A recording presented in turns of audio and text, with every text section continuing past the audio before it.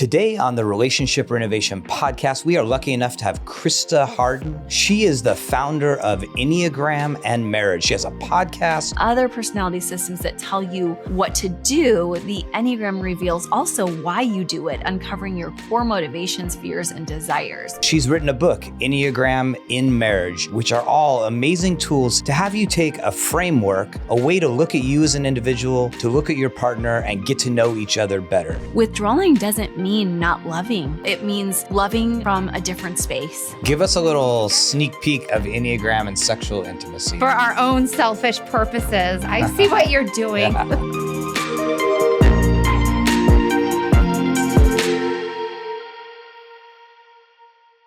Hello, all, and welcome to the Relationship Renovation podcast. I'm Tarah Kerwin. And my name is EJ Kerwin. And today we once again are blessed, very grateful to have an individual who's going to talk to us about something incredibly interesting and definitely something that she's helping couples use to benefit themselves personally and in their marriage. And so I'd like to introduce you to Christa Harden.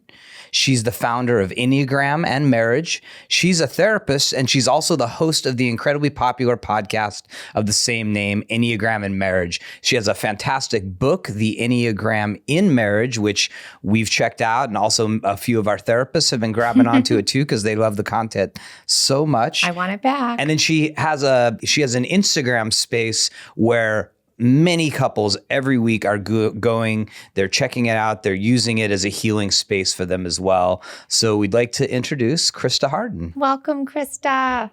Thank you guys so much for that glowing intro. I'm so grateful to be here, and I'm so happy that we can all share in our love of helping couples together. Thank you guys for all the incredible work you're doing. Our audience loved when you were on our podcast this year, so thanks for this opportunity. You bet. And we just love helping couples have more resources to finding strengths in their relationship, because we know that's what makes them feel connected. And when they're not finding those strengths, they feel disconnected. And as you know, as a therapist, we help a lot of disconnected couples. So and helping each other, understand each other better, which it seems like when we were on your show, it was definitely an amazing tool to help us understand each other a little bit better and sort of see each other's strengths, which was really cool. So I guess should we just start by... Yeah, tell us, our audience might be new to you, Christa. So could you just tell us a little bit about yourself? Absolutely. So I started helping couples when I was a little girl. My own parents had their stresses, and I remember talking to them about those and passing a note under the door. Now I've Enneagram typed my parents, but it's a process that I remember doing with them from these little years. And my dad said, "Oh my gosh, you're going to be a lawyer one day." And instead, I'm a marriage therapist. My brother's a lawyer. And I just loved it. Of course, they had their adult things to work on. Of course, I've done therapy since then on this, but they have also, it was just a beautiful experience to say, this is something I can see from them to the friends I would work with, just as my friends were pairing up in high school and early on in my own couples work when I established and got my own bachelor's and master's in clinical psychology with an emphasis in marriage and family. I just saw it as a natural problem-solving gift. And when I found the Enneagram later, which is a great tool, I was already using a lot of other great assessment tools. It really brought a refined quality to my work because I was able to get to those places of understanding a lot quicker. And instead of just the general where I had to wait for maybe even months to figure out who people were, I was getting to this space of knowing them. Of course, with my parents, I knew they love each other. They're just missing each other. I could just feel it because I lived there. But as you guys know, with our clients, we don't get to live there. So we often only get just a little while to figure out who they are. And this tool, the Enneagram, became part of my work because it gave me such an inroads and continues to help my clients to feel empowered, known, seen, and it's just a beautiful place for us to work together. So for those listeners who don't know exactly what an Enneagram is, could you explain it to us, please? Yes.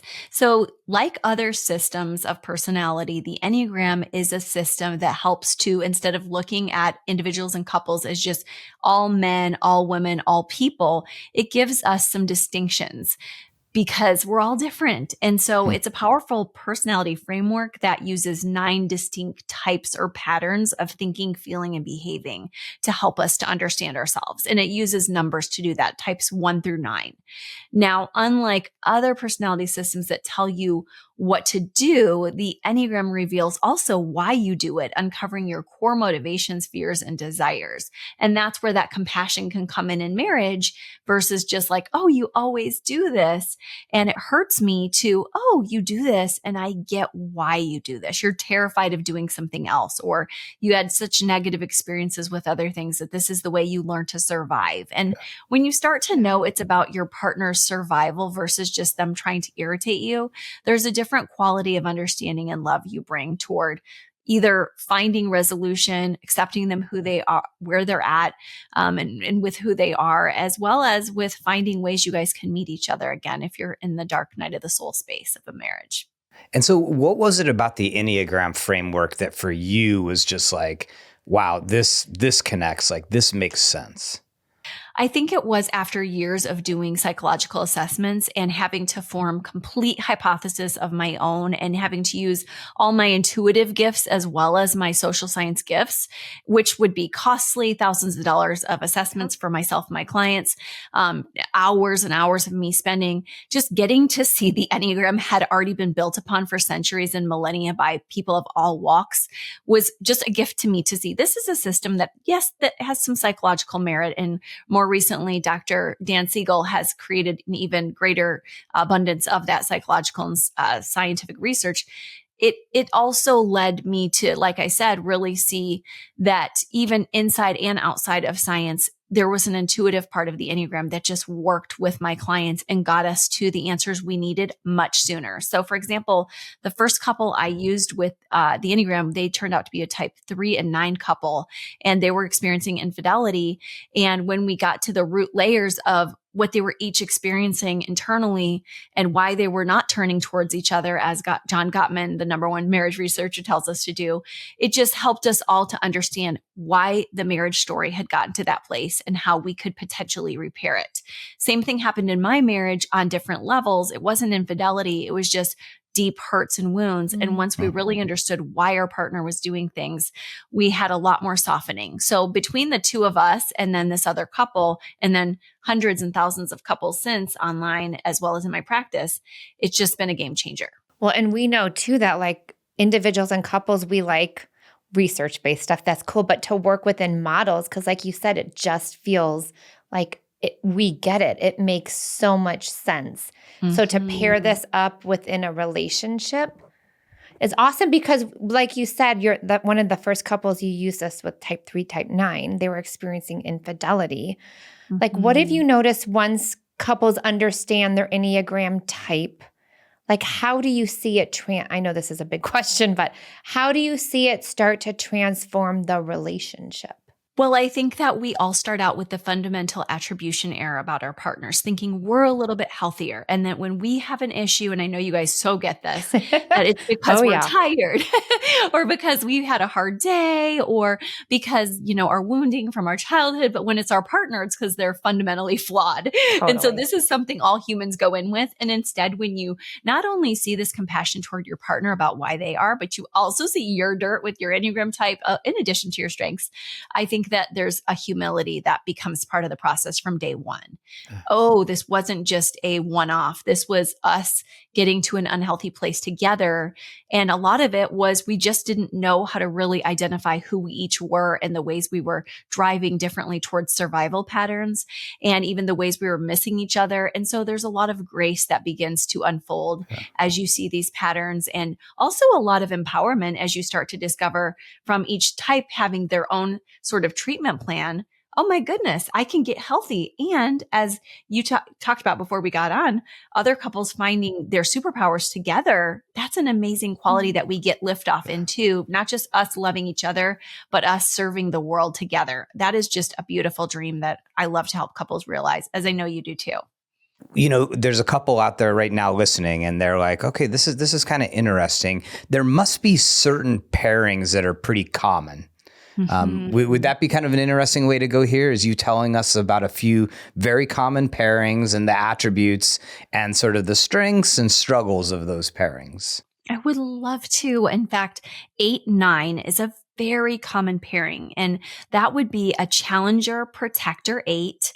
For those who don't know the system, if you're an 8, somebody thinks you're almost militaristic sometimes in your defense of your family and those you love, but you can come at a relationship as a bit hierarchical in that leadership way, where sometimes people feel dominated or that your passion has come on too strong, paired with a type 9 peacemaker who often loses their voice, loses their footing, doesn't feel empowered, feels missed, not seen.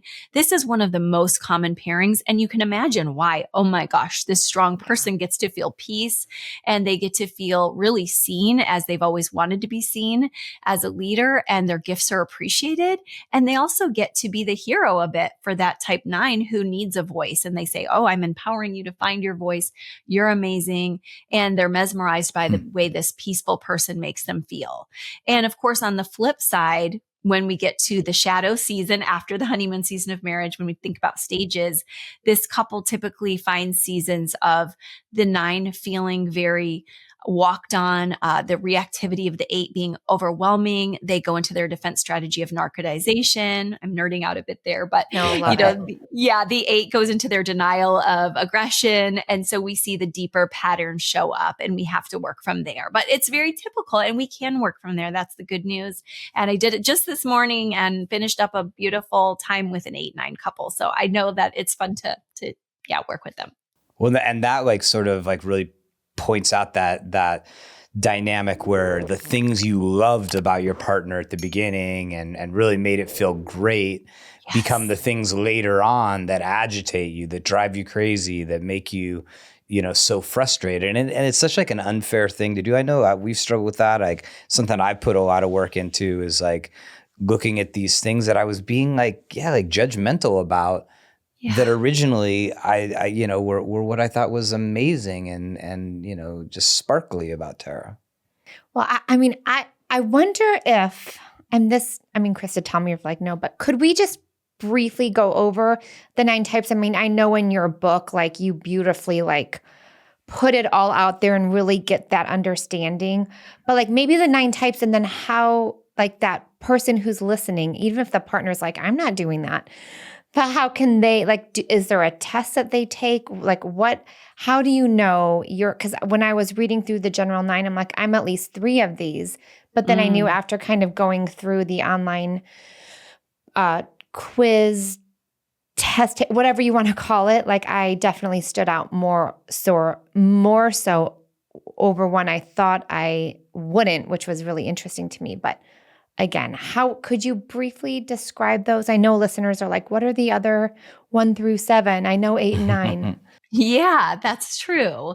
And I love that you mentioned sometimes sitting with it for a bit. Since we said this does go so deep, I really recommend anyone listening, try to give yourself some time, a good 30 minutes to read. And then after that, really sit with each of the types that seem like they're like you after you listen to my initial assessment and maybe Tarah, pick a couple that fit you.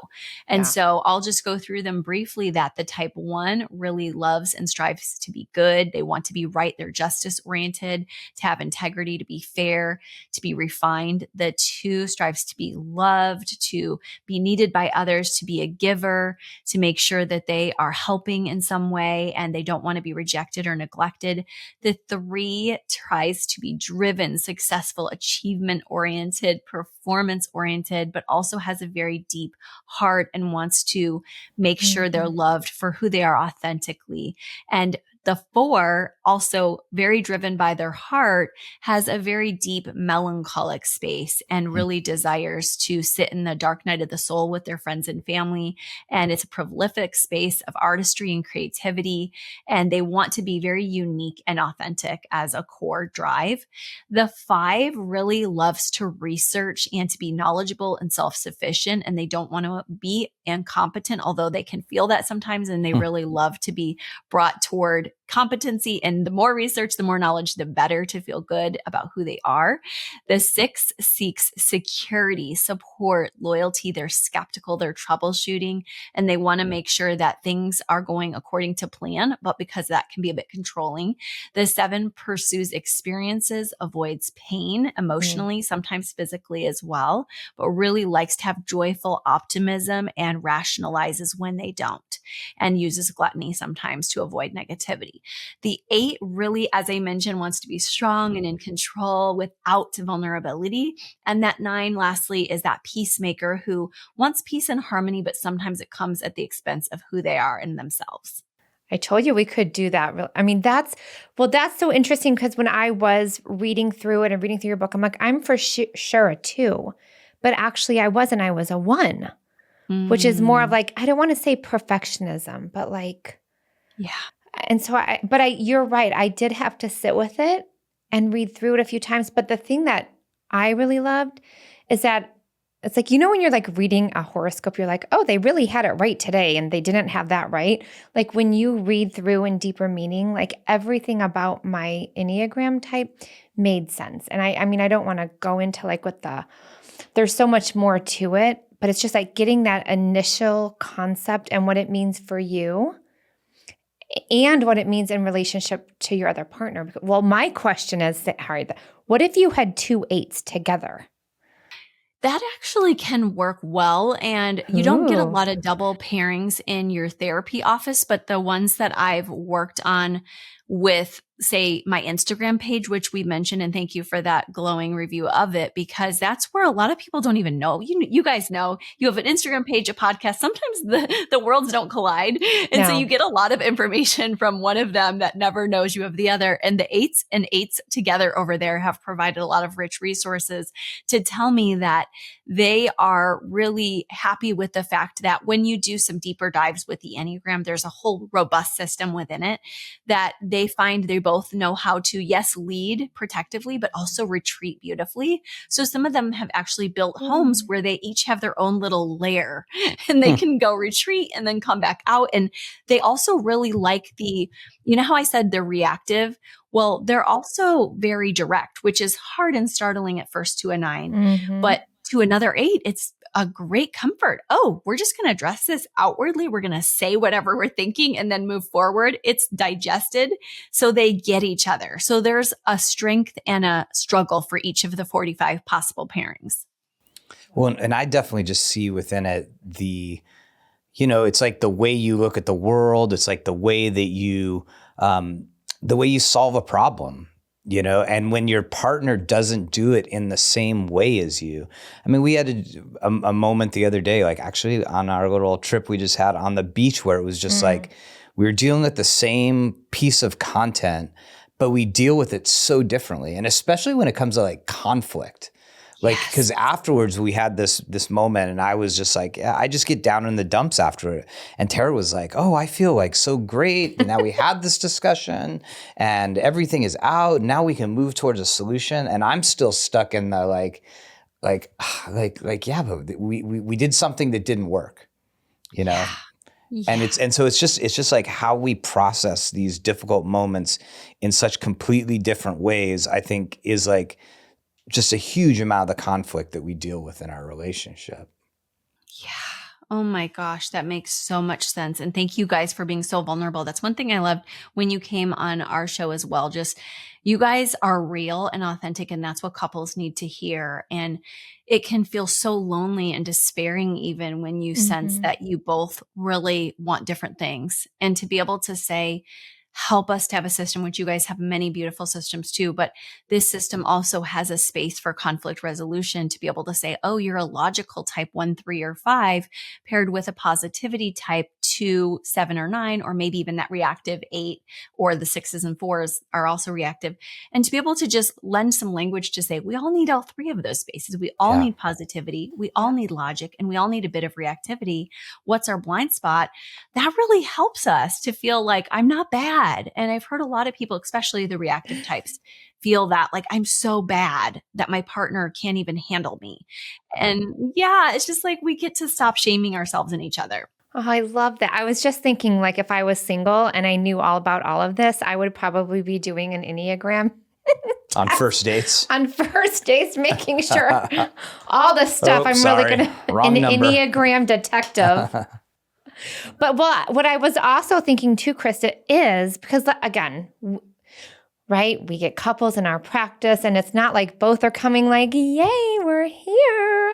Usually you have one that might be a little bit more resistant. The behavior looks resistant.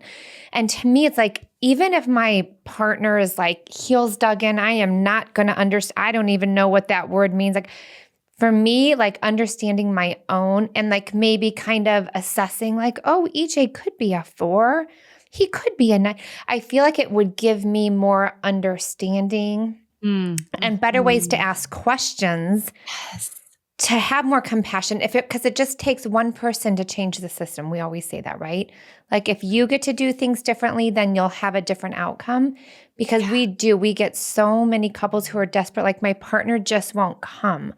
Well, hey, it starts with you. And if there's one thing you could do differently around, hey, I wonder what my Enneagram type is, and I wonder what my partner's could be. And if so, then, right? Again, it's just another resource where you don't have to feel hopeless. Well, and I wonder if powerless. if the Enneagram process might be less intimidating to some, because it's not about like digging into your past. It's not about looking at your trauma. It's not about like bearing your soul. It's a kind of it's a fun quiz, and you get and then you get a nice like description of yourself. Do you find that it's just like a little more accessible for certain members of couples? I do. And I think that when we remember that every system has its origins with something we may not agree with, like some people say, I don't like Freud, he brought on therapy, or, I don't like yoga because it has Buddhist origins, or whatever it is. Sometimes people will say, I don't like Enneagram, and I never want to force that. But there's been a lot of spiritual work, psychological work through Enneagram. So I've really loved it in that way, that it blends the depths with the science. And so I have found other tools that just don't go as deep or as rich, that it's great. And like you said so well, EJ, it really actually helps people who just want to use it for fun as well. So you don't have to go to all these layers I go to because this is our field, right? But we really love to see people just, oh my gosh, there was a mention on White Lotus recently. Somebody mentioned it and my agent told me, he said, oh, they just mentioned Enneagram on the show. It's hitting Hollywood. And it was fun to hear that because they were like to the masseuse, oh, you must be a 2 because you love helping people. Yeah. So I think that it's great to have the fun tropes where you characterize, but also to say, if you do need the deeper layers, it's neat to do that. And you also made me come back to your earlier question to give people a place to do a quiz. I love Truity.com's quiz simply because it gives you a pie chart. And if you screenshot it right away, you can see not only your top few types to look through, but you can also see whether you want to look at you and your partners and try theirs out, as well as even what is your lowest type. It's always fun to say, which one am I least using, so that maybe I can find a friend at least to help me with that space. Well, and as we talk about this, because we utilize, like in our relationship renovation model, a lot of attachment theory, family system stuff. And so we have all of our couples go through, take this like attachment style quiz, and it's like, oh, I'm like anxious, preoccupied. And it just helps our couples. Again, it puts a frame of reference, and it's like, this is just how we were developed, how we were cultivated from early childhood too. And again, it's like me doing this Enneagram. Again, it's just giving me more information around myself, my strengths, my quirks, go ahead. Yeah. We talked to like so many individuals who have a partner who's avoidant, right? They're like, they don't want to deal with the difficult stuff. They don't want to have the hard conversations. They don't want to go to therapy. Like, how do they look at avoidant behavior?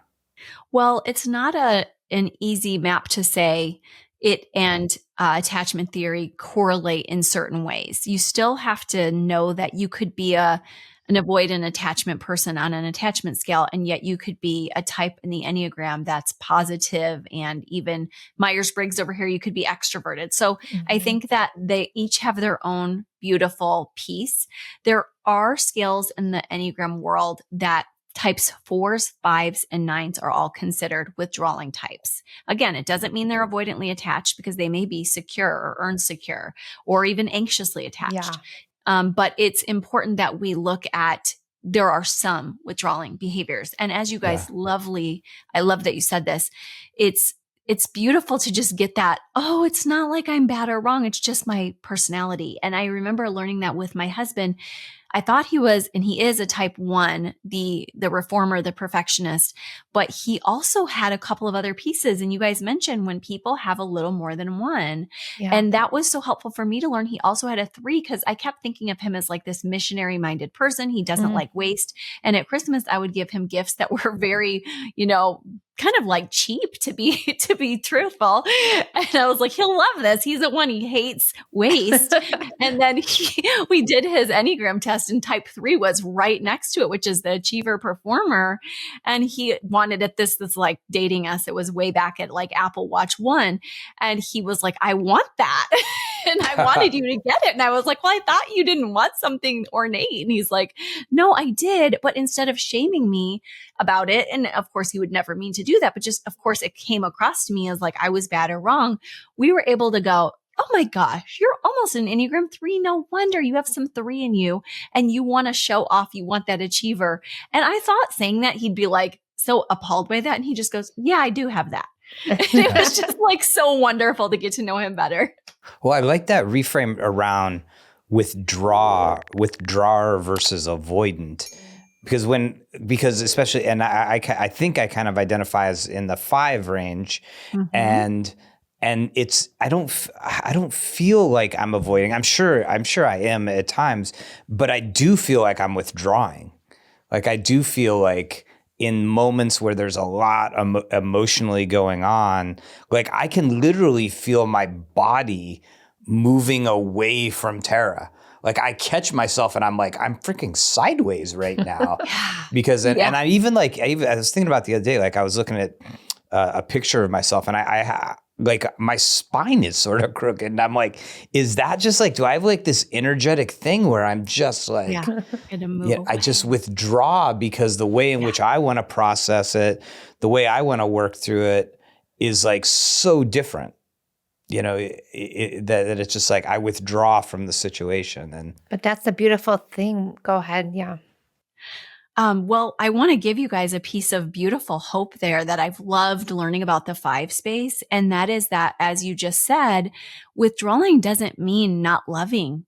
And that's so cool. It means loving from a different space, loving while resting, loving while researching, loving while thinking, and then coming back with something that's very meaningful and processed. And I think that that's the gift our 5s bring us. And I'm not going to go too deep with this, but they are part of a group called the rejection group, that they don't want to be rejected. So sometimes in order to avoid being rejected, they'll move away. And so allowing themselves and their partners to see this and know this helps the partner to soften, because they're like, oh, they actually want to be loved by me, but they need a little space to process all of their big, deep things going on.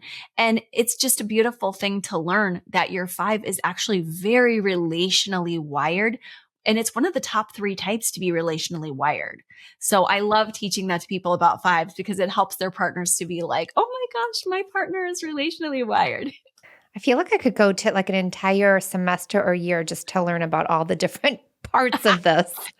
Because I'm also thinking, and this could actually be like a second podcast, but around like intimacy and your Enneagram, like how to bring that into the bedroom. Not that I'm saying intimacy is sex, but just that more, the one thing we have with this person that we don't have with other people, and how to bring our kind of Enneagram strengths or gifts to that too. See, that could be a Do whole you second see a podcast. connection in there in Oh, intimacy? yeah, absolutely. In fact, I have a chapter of my book you guys need to get.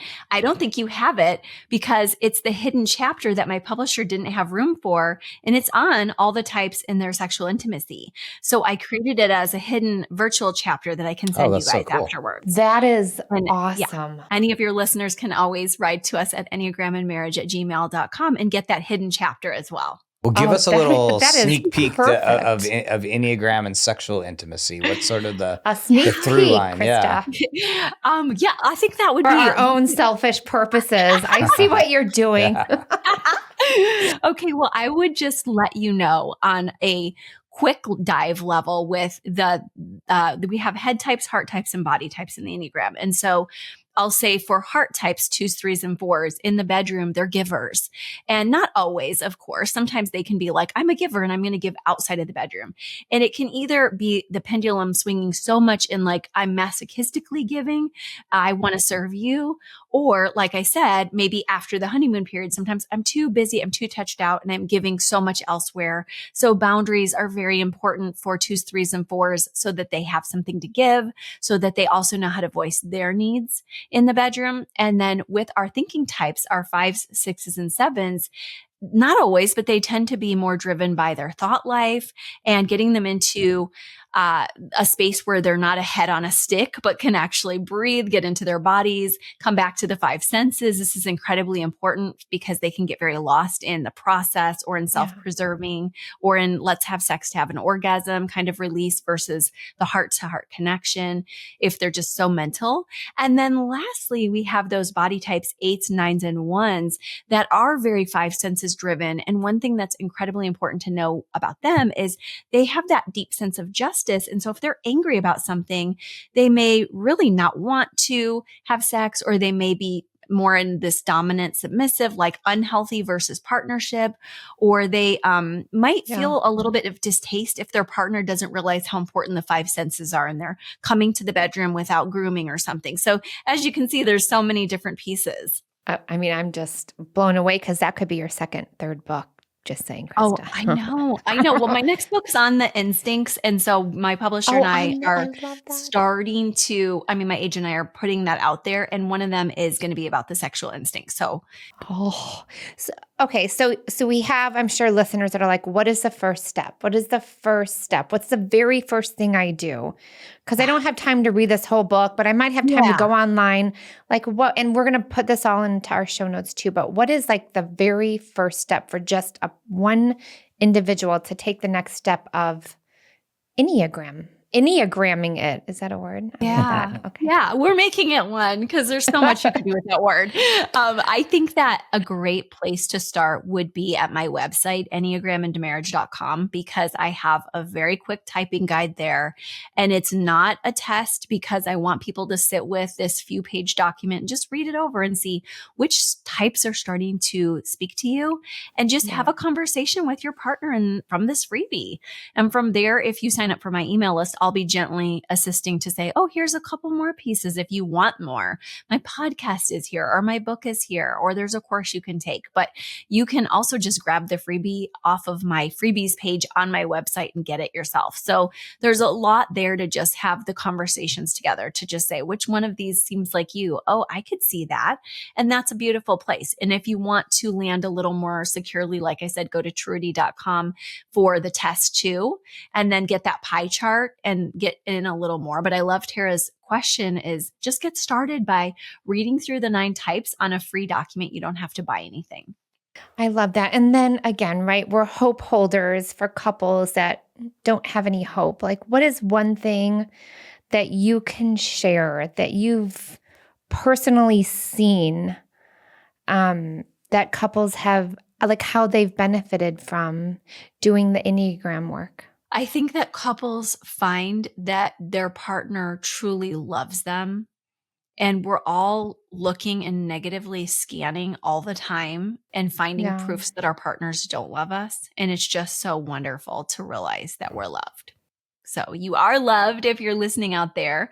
And I think that most of us do have that beautiful partnership. It's just we have to get get to see it again and even feel it towards each other again. If you have lost that love, hopefully by doing this work on yourself, you can see, wow, I'm lovable and so are they. So that's the hope I would give you.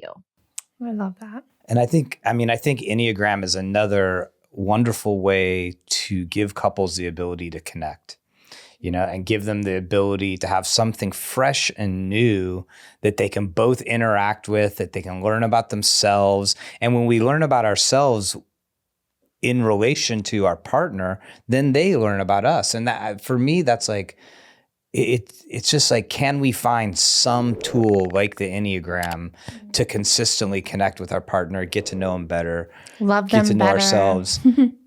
It makes all the difference, because I think we just get stale. We get stale in our process with our partner.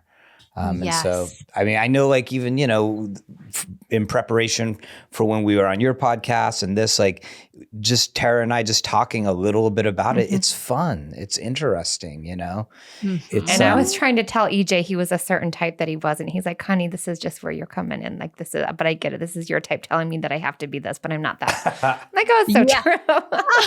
That is so funny, because the 2 and the 1, if you were very convincing, you could have gotten him to believe it. I know. But I love that. I love the work you do. It's obviously working because you are just helping so many individuals and couples out there I wanted to say to feel more love and to be more loving.